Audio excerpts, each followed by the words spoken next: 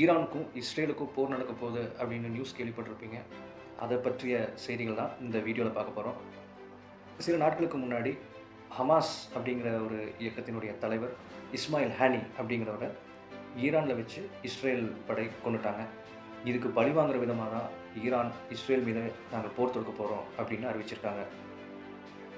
Israel பிரதமர் என்ன சொல்லியிருக்காருன்னா, எந்த தாக்குதலையும் நாங்கள் எதிர்கொள்ள தயாராக இருக்கோம், திருப்பி நாங்கள் தாக்கவும் தயாராக இருக்கோம் அப்படின்னு சொல்லியிருக்காரு.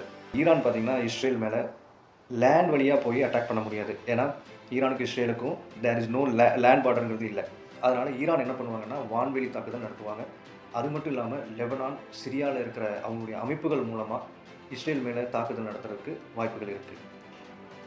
இந்த போரில் அமெரிக்கா இஸ்ரேலை சப்போர்ட் பண்ண போகிறாங்க, ரஷ்யா ஈரானை சப்போர்ட் பண்ண போகிறாங்க.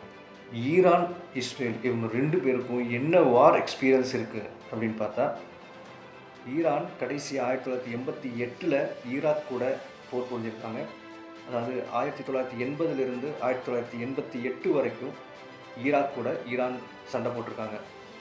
இதில் கிட்டத்தட்ட 1 லட்சத்துக்கும் அதிகமான இராணுவ வீரர்கள் இறந்து போயிருக்காங்க.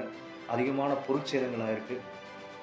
கிட்டத்தட்ட 8-9 வருடங்கள் நடந்த இந்த போரை யுனைடெட் நேஷன்ஸ் செக்யூரிட்டி கவுன்சில் அவங்க தலையிட்டு இந்த போரை நிறுத்தியிருக்காங்க. இதே இஸ்ரேல் பார்த்துட்டோன்னா 1948 அவங்களுக்கு இந்த வார் எக்ஸ்பீரியன்ஸ் இருக்குது. கிட்டத்தட்ட 8 முறை அவங்க போர் புரிஞ்சிருக்கிறாங்க. இப்போ ரீசெண்டாக பாலஸ்தீனத்தில் இருக்கிற காசா மேலே தாக்குதல் நடத்தி கிட்டத்தட்ட 40,000 மக்கள் அதில் உயிரிழந்திருக்கிறாங்க. இந்த ஈரான், இஸ்ரேல் இவங்க ரெண்டு பேருக்கும் என்ன பலம் இருக்குது, இராணுவ பலம் என்ன இருக்குது அப்படிங்கிறத பார்க்க போகிறோம். Iran 5,80,000 military persons, 3,50,000 reserve forces persons வச்சுருக்காங்க. இதே இஸ்ரேல் பார்த்திங்கன்னா 1,70,000 மிலிட்ரி பர்சன்ஸும் 4,50,000 ரிசர்வ் ஃபோர்ஸ் சோல்ஜர்ஸும் வச்சுருக்காங்க.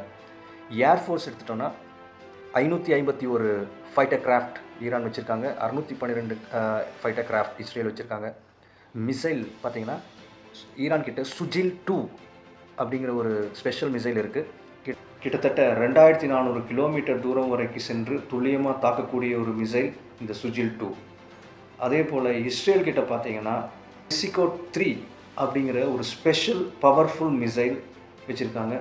இது கிட்டத்தட்ட 5000 கிலோமீட்டர்லேருந்து 6500 கிலோமீட்டர் வரை தூரம் சென்று இலக்கை துல்லியமாக தாக்கக்கூடிய ஒரு அதிநவீன மிசைல்.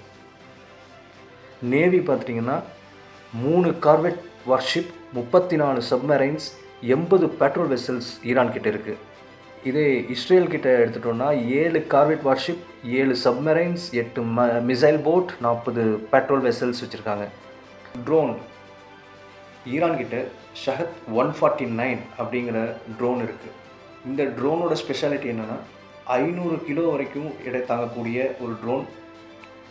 கிட்டத்தட்ட 2000 கிலோமீட்டர் வெடிபொருட்களை சுமந்து கொண்டு சென்று இலக்கை தாக்கக்கூடிய ஒரு பவர்ஃபுல் ட்ரோன் ஈரான் கிட்ட இருக்குது. இதே இஸ்ரேல் கிட்ட பார்த்துட்டோன்னா ரெக்கனைசன்ஸ் பண்ணி அட்டாக் பண்ணுற ட்ரோன்ஸ் வச்சுருக்கிறாங்க. இஸ்ரேலோட வான்வெளி எல்லையில் எந்த ஒரு ட்ரோனோ ஒரு ஏர்க்ராஃப்ட் வந்தாலும் இமீடியட்டாக அதை தாக்கக்கூடிய சக்தி இஸ்ரேல் கிட்ட இருக்குது. அவங்கக்கிட்ட 4 anti missile, anti craft system வச்சுருக்காங்க. அதை வச்சு ஈஸியாக அவங்களால வான்வெளி தாக்குதலை சமாளித்து தடுக்க முடியும்.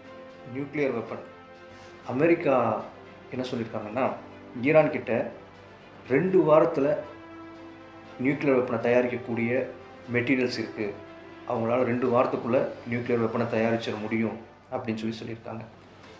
இதே இஸ்ரேல் கிட்ட பார்த்தீங்கன்னா இஸ்ரேல் கிட்ட நியூக்ளியர் வெப்பன்ஸ் இருக்குது, நியூக்ளியர் பாம்ஸ், வார் ஹெட்ஸ் இருக்குது அப்படின்னு சொல்கிறாங்க. ஆனால் நோ அஃபிஷியல் கன்ஃபர்மேஷன். இப்படி 2 பேர்கிட்டையும் இருக்கிற பலத்தை பார்க்கும்போது இதில் யார் ஜெயிப்பாங்க, யார் தோப்பாங்க அப்படிங்கிறத விட இதில் யாருக்கு பொருள் சேதம் அதிகமாகுது, எந்த நாட்டுக்கு உயிர் சேதம் அதிகமாகுது அப்படிங்கிறதான் நம்மளால் யோசிக்க முடியுது. இதில் கடைசியாக யார் பலிகடா ஆவான்னு பார்த்தீங்கன்னா அப்பாவி பொதுமக்களும் அந்த நாட்டினுடைய இராணுவ வீரர்களும் தான் பலியாவார்கள். இந்த இஸ்ரேல் ஈரான் போர் வந்து ஒரு உலக போராக மாறிடக்கூடாது. ஏன்னா அமெரிக்கா இஸ்ரேலை சப்போர்ட் பண்ணுறாங்க, ரஷ்யா ஈரானை சப்போர்ட் பண்ணுறாங்க. அவங்களுக்குள்ள ஒரு ஈகோ கிளாஷ் வந்து இது பெரிய ஒரு போராக மாறிடக்கூடாது. இந்த போர் நடந்துச்சுன்னா இஸ்ரேல், ஈரான் மட்டுமல்ல உலக நாடுகள் மற்றவையும் பாதிக்கப்படும். பொருளாதாரத்தில் கண்டிப்பாக ஒரு பெரிய பாதிப்பை ஏற்படுத்தும். இந்த சண்டையானது தடுக்கப்பட வேண்டும் அப்படிங்கிறதே நம்ம எல்லோருடைய விருப்பம். நன்றி.